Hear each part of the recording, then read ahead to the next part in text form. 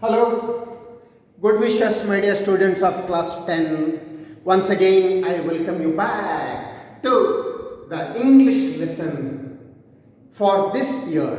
And today, I am with third supplementary reading lesson, A Great Martyr Ever Cherished.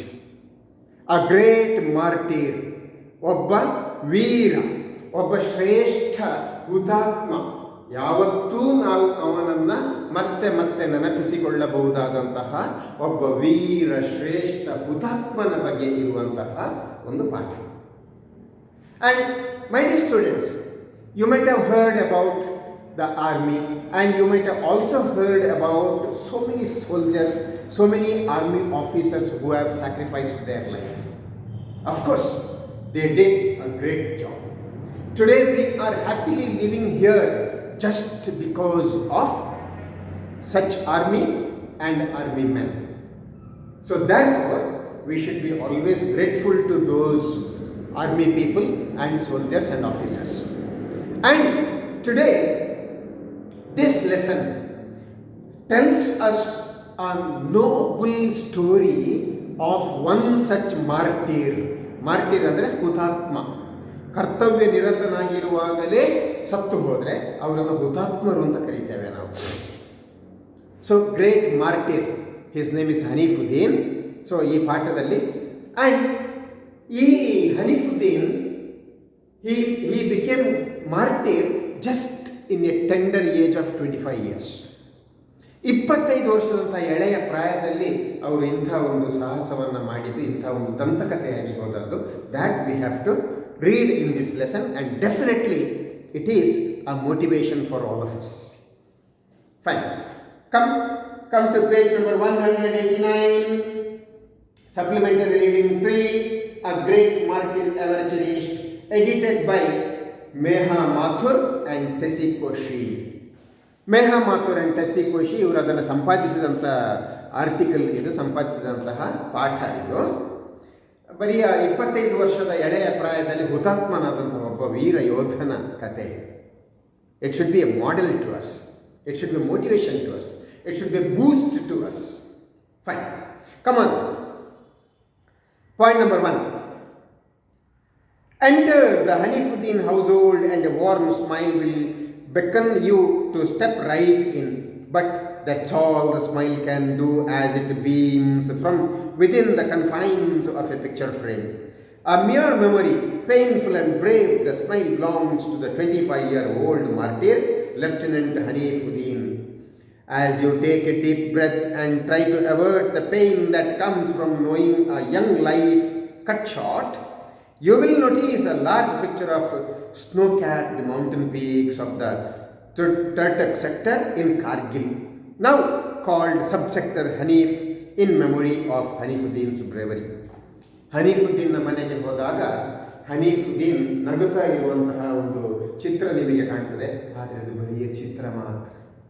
ಅದರ ಪಕ್ಕದಲ್ಲೇ ಕಾರ್ಗಿಲ್ ಯುದ್ಧ ನಡೆದಂತಹ ಹಿಮಾಲಯದ ಒಂದು ಭಾಗದ ಚಿತ್ರವೂ ಕೂಡ ಇದೆ ಅಲ್ಲಿ. ಆ ಚಿತ್ರವನ್ನು ಯಾಕೆ ಹಾಕಿದ್ದಾರೆ ಅಂತ ಹೇಳಿದರೆ, ಈ ಹನೀಫುದ್ದೀನ್ ಅವರು ಯುದ್ಧ ಮಾಡುತ್ತಾ ಹುತಾತ್ಮರಾದಂತಹ ಆ ಒಂದು ಶ್ರೇಷ್ಠ ಕೆಲಸದ ನೆನಪಿಗೋಸ್ಕರ ಆ ಬೆಟ್ಟವನ್ನು ಹನೀಫುದ್ದೀನ್ ಬೆಟ್ಟ ಅಂತ ಕರೀತಾರೆ. That mountain peak of Himalaya, that is named after Hanifuddin. That is the reverence, that is the respect given to Hanifuddin. Our lieutenant ಆಗಿದ್ರು, Lieutenant Hanifuddin. Point number 2. Perhaps Hanifuddin, or Khalifa as his friends called him, knew what he would be able to give to the nation, which probably explains why Hanifuddin, who hailed from a family of musicians, chose to join the army. Perhaps Hanifuddin also knew that life for him was short and so needed to repeatedly remind himself of his mission. One can only surmise from a flashcard found amongst his belongings, which simply said, "We change lives." Hanifuddin, he was a popular man and he had many friends. His friends were calling him as Khalifa, ತಮಾಷೆಗೆ. ತಮಾಷೆಗೋಸ್ಕರ ಅವನ ಸ್ನೇಹಿತರು ಅವನನ್ನು Khalifa ಅಂತ ಕರೀತಿದ್ರು. ಅವನ important thing we have to notice here is Hanifuddin's family is a musicians family. ಸಂಗೀತಗಾರರ ಕುಟುಂಬದಿಂದ ಬಂದಂತಹ ಹನೀಫುದ್ದೀನ್ ಹೇಗೆ ದೇಶಕ್ಕೆ ಹೋರಾಡುವಂಥ ಒಂದು ಸೈನ್ಯ ಸೇರಲಿಕ್ಕೆ ಸಾಧ್ಯ ಆಯಿತು? That is his inspiration, that is his motivation, that is his perspiration. So ಈ ರೀತಿಯಲ್ಲಿ ಅವನು ದೇಶಕ್ಕೆ ಸಂಗೀತ ಕುಟುಂಬದಿಂದ ಬಂದರೂ ಕೂಡ ದೇಶಕ್ಕೋಸ್ಕರ ಸೇವೆ ಮಾಡಬೇಕನ್ನುವಂಥ ನೆಲೆಯಲ್ಲಿ ಲೆಫ್ಟಿನೆಂಟ್ ಆಗಿ ಸೇವೆ ಸಲ್ಲಿಸಿ 25ನೇ ವರ್ಷದಲ್ಲಿ ಹುತಾತ್ಮನಾಗಿ ಬಿಟ್ಟ. Point number 3. Fate had ensured that Hanifuddin would battle with hardships from a tender age. When he was just 8 years old, Hanif lost his father, who had been an artist associated with the National School of Drama. Left to take care of 3 young boys, Hanif's mother, Hema Aziz, a vocal artist, would often have to leave Hanif and his brothers alone as she travelled with the performance wing of the Information Broadcasting Ministry. Recalls Hema Aziz, I had a touring job and was out very often, and the kids became very responsible, getting up and getting ready for school without my having to tell them. I didn't have to tell them in so many words, but my going to work without excuses gave them the message that one's duty is the most important thing in life. Hanifuddin's father, he was a musician, and his mother, Hema Aziz, she was a vocal artist. And just when Hanifuddin was 8 years old, he had to take care of his 2 younger brothers, because father and mother, they were always out. Mother was always touring with Information and Broadcasting Ministry's performance program. ಅಲ್ಲಲ್ಲಿ ಸಂಗೀತ ಕಚೇರಿಗಳಿಗೋಸ್ಕರ ಹನೀಫುದ್ದೀನ್ನ ಅಮ್ಮ ಹೇಮಾ ಅಜೀಜ್ ಅವರು ಯಾವಾಗಲೂ ಪ್ರಯಾಣ ಮಾಡ್ತಾ ಇರ್ತಿದ್ರು. ಅಪ್ಪನೂ ಕೂಡ ಹೊರಗೆ ಹೋಗ್ತಾ ಇರ್ತಿದ್ರು. ಆಗ 2 ತಮ್ಮಂದಿರನ್ನು ನೋಡಿಕೊಂಡು, ಅವರನ್ನು ಸಲಹಿಕೊಂಡು, ಅವರನ್ನು ಶಾಲೆಗೆ ಎಲ್ಲ ರೆಡಿ ಮಾಡುವಂಥದ್ದು, ಇದೆಲ್ಲ ಕೆಲಸವನ್ನು ಹನೀಫುದ್ದೀನ್ ಮಾಡ್ತಿದ್ದ. ಹಾಗಾಗಿ ಹೇಮಾ ಅಜೀಜ್ ಹೇಳ್ತಾರೆ, ಮಕ್ಕಳು ಅವರ ಜವಾಬ್ದಾರಿಯನ್ನು ಅರಿತುಕೊಳ್ಳುವಂಥದ್ದು ಜವಾಬ್ದಾರಿ ಅವರ ಹೆಗಲ ಮೇಲೆ ಬಂದಾಗ ಅಂತ. Point number 4.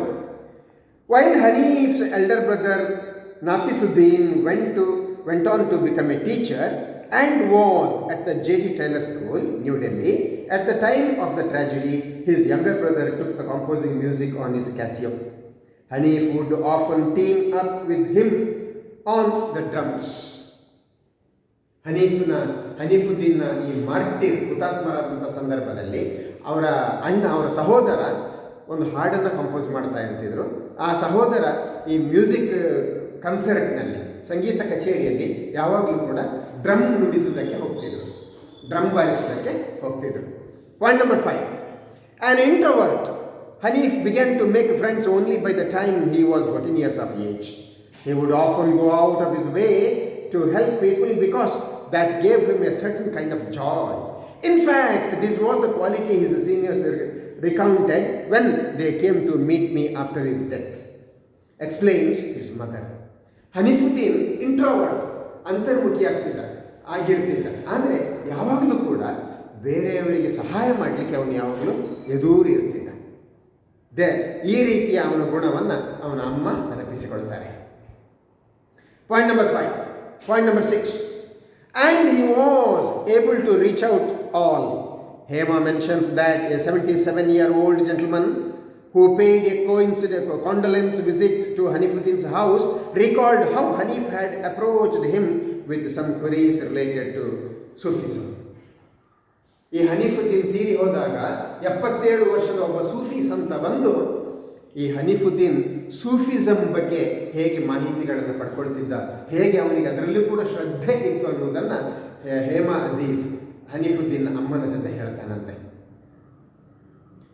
Point number 7. Hanif was a student of Kerala school in New Delhi and had applied to the army when he was graduating from Shivaji College, New Delhi. Yet Hanif didn't know much about the army. The only exposure my sons had was through me, as I had often gone to the forward areas on performances for the armed forces entertainment wing. ಅವನಮ್ಮ ಹೇಳ್ತಾಳೆ, ಹನೀಫಿಗೆ ಆರ್ಮಿಯ ಬಗ್ಗೆ ಹೆಚ್ಚೇನು ಗೊತ್ತಿರಲಿಲ್ಲ, ಆದರೆ ಆರ್ಮಿಯವರಿಗೋಸ್ಕರ ಸಂಗೀತ ಕಚೇರಿ ನಡೆಸೋದಕ್ಕೆ ನಾನು ಆರ್ಮಿಯವರ ಜಾಗಕ್ಕೆ ಹೋದಾಗ ಅಷ್ಟು ಮಾತ್ರ ನೋಡಿ ಅವನಿಗೆ ಆರ್ಮಿಯವರ ಬಗ್ಗೆ ಗೊತ್ತಿದ್ದದು. ಅದು ಹೇಗೆ ಅವನಿಗೆ ಆರ್ಮಿಯ ಬಗ್ಗೆ ಇಂಟ್ರೆಸ್ಟ್ ಬಂತು ನನಗೆ ಗೊತ್ತಿಲ್ಲ ಅಂತ ಹೇಮಾ ಅಜೀಜ್ ಹೇಳಿಕೊಳ್ತಾರೆ. Point number 8. However, 6 months into the Indian military academy training, the gentle Hanif was a changed man. During those days, he used to write to me about how tough the training was. I particularly remember him telling me that they had to take Masuri bath at midnight. I suppose it was some kind of cold water bath at midnight. Remembers Hema. Post-training, Hanif joined the 11 Rajputana Rifles and was posted at Jaipur and then at Siachen, just prior to the Kargil War of 1999. Training ಪೀರಿಯಡ್ನಲ್ಲಿ ಮಧ್ಯರಾತ್ರಿಯಲ್ಲಿ ತಣ್ಣೀರಿನಲ್ಲಿ ಸ್ನಾನ ಮಾಡಿಸ್ತಿದ್ರಂತೆ ಟ್ರೈನೀಸಿಗೆ, ಶಿಬಿರಾರ್ಥಿಗಳಿಗೆ. ಒಂದು second. ಯಾಕಂತಂದರೆ ಅವರು ಚಳಿಯನ್ನು ತಡ್ಕೊಳ್ಳಿಕ್ಕೆ ಅವರಿಗೆ ಶಕ್ತಿ ಬರಬೇಕು. ಅದಕ್ಕೋಸ್ಕರ ಅವರನ್ನು ಮಧ್ಯರಾತ್ರಿ ತಣ್ಣೀರಲ್ಲಿ ಸ್ನಾನ ಮಾಡಿಸ್ತಿದ್ರಂತೆ. ಈ ರೀತಿಯಲ್ಲಿ ಕಾರ್ಗಿಲ್ ವಾರಿಗೆ ಅವರನ್ನು ತಯಾರು ಮಾಡಿದರು. In the year back in 1999, that means almost 21 years ago. Almost 21 years ago, Kargil war happened, and in that Kargil war, this Hanifuddin was martyred. Fine. Come to point number 9. One second. In point number 9, yes, I am back. In point number 9, yet life for Hanif was always ekdam bindas.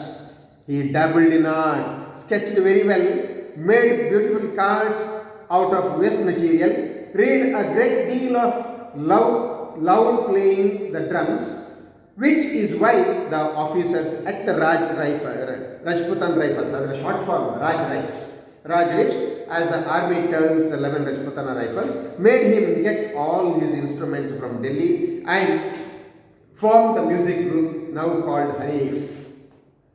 ಈ Hanifuddin, he was playing the drum ಅಲ್ಲ. ಹಾಗಾಗಿ ಅವನ ಆರ್ಮಿಯಲ್ಲಿ ಇದ್ದಾಗಲೂ ಕೂಡ ಅವನ ಸಂಗೀತದ ಚಾಕಚಕ್ಯತೆಯನ್ನು ನೋಡಿ ಅವನ ಎಲ್ಲ ಸಂಗೀತ ಪರಿಕರಗಳನ್ನು ಅಲ್ಲಿಗೆ ಕರೆಸಿಕೊಂಡು ಅವನ ಟ್ರೂಪಿಗೆ ಪರ್ಫಾರ್ಮೆನ್ಸ್ ಮಾಡಲಿಕ್ಕೆ ಅವಕಾಶ ಕೊಟ್ಟಿದ್ದರು. ಇವನು ಸತ್ತ ನಂತರವೂ ಅವನ ಟ್ರೂಪ್ ಈಗಲೂ ಇದೆ. ಆ ಟ್ರೂಪಿಗೆ ಹನೀಫ್ ಅಂತ ಹೆಸರಿಟ್ಟಿದ್ದಾರೆ. ಹನೀಫ್ ಮ್ಯೂಸಿಷಿಯನ್ಸ್ ಅಂತ ಇಟ್ಟಿದ್ದಾರೆ. Point number 10. While there was not enough time to rise up the ranks as he had dreamed, another of Hanif's wishes did come true when the subsector was named after him. As a young officer, Hanif had once told his mother how a post, the managing post, had been named after a brave soldier. Hanif ರ್ಯಾಂಕ್ನಲ್ಲಿ ತುಂಬ ಮೇಲೆ ಹೋಗಬೇಕು ಅಂತ ಕನಸು ಕಂಡಿದ್ರು, ಆದರೆ ಮೇಲೆ ಹೋಗ್ಲಿಕ್ಕೆ ಆಗಲಿಲ್ಲ. ಯಾಕೆ? ಸತ್ತೇ ಹೋದರು. ಬಟ್ ಅವರ ಅಮ್ಮನಿಗೆ ಹೇಳ್ತಿದ್ರಂತೆ, ಒಬ್ಬ ಬ್ರೇವ್ ಸೋಲ್ಜರ್ನ ನೆನಪಿನಲ್ಲಿ ಹೇಗೆ ಒಂದು ಬೆಟ್ಟಕ್ಕೆ ಅವರ ಹೆಸರು ಇಟ್ಟಿದ್ದಾರೆ ಅನ್ನೋದನ್ನು ಹೇಳ್ತಿದ್ರಂತೆ. ಆಗ ಅಮ್ಮ ಗ್ರಹಿಸ್ಕೊಳ್ತಿದ್ರಂತೆ, ಓಹ್ ಎಂಥ ಪುಣ್ಯಾತ್ಮ ಆ ಸೋಲ್ಜರ್ ಅಂತ. ಈಗ ಈ ಹನೀಫುದ್ದೀನ್ ಸತ್ತ ನಂತರ ಹನೀಫುದ್ದೀನ್ ಹೆಸರನ್ನೇ ಅಲ್ಲಿ ಒಂದು ಬೆಟ್ಟಕ್ಕೆ ಇಟ್ಟಿದ್ದಾರಲ್ಲ, ಈಗ ಆ ಅಮ್ಮನಿಗೆ ಸಂತೋಷ ಆಗ್ತಾ ಇದೆ. Point number 11. So his bravery does live on the air of the cold mountains and on the plains. A scholarship now exists in his name, and his family has started a school in Kulu under the Hanif Foundation. ಇವತ್ತು ಹನೀಫ್ನ ಹೆಸರು ಅಲ್ಲೆಲ್ಲ ಗಾಳಿಯಲ್ಲಿ ಓಡಾಡ್ತಾ ಇದೆ. ಹನೀಫ್ನ ಹೆಸರಲ್ಲಿ ಒಂದು scholarship ಕೂಡ ಇದೆ. ಮತ್ತು ಆ ಹನೀಫ್ನ ನೆನಪಲ್ಲಿ ಅವನ ಪೇರೆಂಟ್ಸ್ ಒಂದು ಫೌಂಡೇಶನ್, ಒಂದು ಚಾರಿಟಿ ಫೌಂಡೇಶನ್ ಅನ್ನು ಸ್ಟಾರ್ಟ್ ಮಾಡಿದ್ದಾರೆ. ಹನೀಫ್ ಚಾರಿಟಿ ಫೌಂಡೇಶನ್ ಅಂತ ಸ್ಟಾರ್ಟ್ ಮಾಡಿದ್ದಾರೆ ಅವರು. ಹನೀಫ್ ಫೌಂಡೇಶನ್ ಕುಲ್ಲು ಅನ್ನುವ ಜಾಗದಲ್ಲಿ ಮಾಡಿದ್ದಾರೆ. And the last point 12. Despite the pain and loss, Hanif has earned his family a glory that will see them through the years.